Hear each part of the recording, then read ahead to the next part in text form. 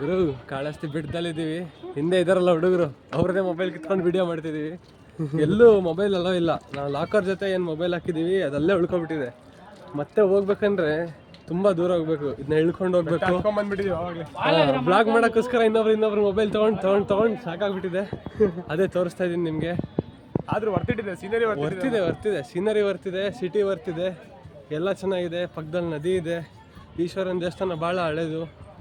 ಮತ್ತು ಇಲ್ಲಿ ಮೇಲ್ಗಡೆ ಏನಿದೆ, ಇಲ್ಲಿಂದ ಗುಡಿ ಕಾಣ್ತಿದ್ದಿಲ್ಲ, ಇಲ್ಲಿ ಬೇಡ್ರ ಕಣ್ಣಪ್ಪಂದಿರೋದು.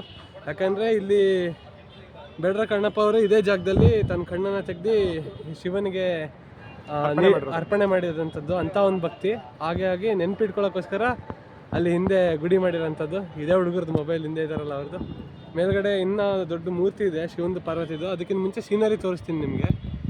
ಎರಡೇ ವಿಡಿಯೋ ಮಾಡೋಕ್ಕಾಗೋದು ಅವ್ರ ಮೊಬೈಲು. ಮತ್ತು ಬಾಕಿದೆಲ್ಲ ಕೆಳಗಡೆ ಎಕ್ಸ್ಪ್ಲೇನ್ ಮಾಡ್ತೀವಿ. ಮಾತ್ರ ಭಾಳ ದೊಡ್ಡ ದೇವಸ್ಥಾನ, ತುಂಬ ಚೆನ್ನಾಗಿದೆ.